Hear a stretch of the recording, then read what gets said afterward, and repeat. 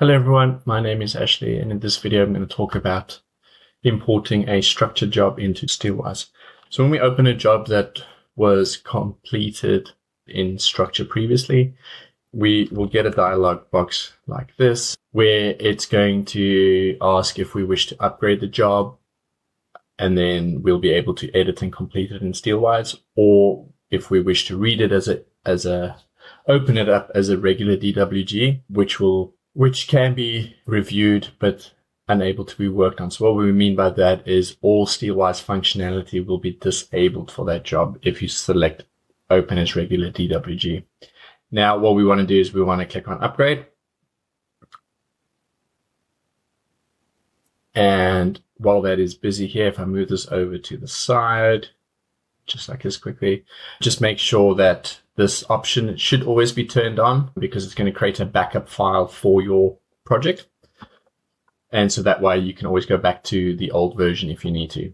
So what's happening here is the software is now comparing and checking data files. So it's looking for the current job file. So this is your data file here.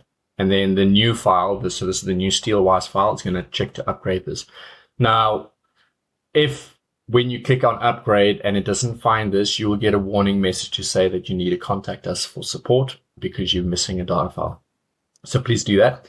But if in this case everything's all fine, we can then select which data file we want to upgrade to relating to the current data file, or we can keep it as the same one. So for this one, we're going to keep it the same, and we'll click on OK.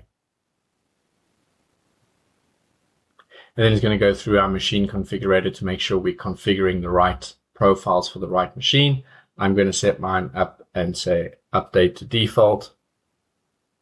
And so once it's completed, it will then say upgrade successful. We can see here.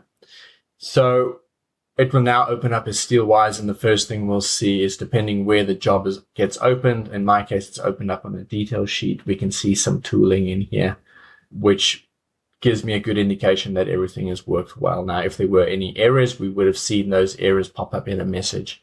I hope you found this video useful, and thank you for watching.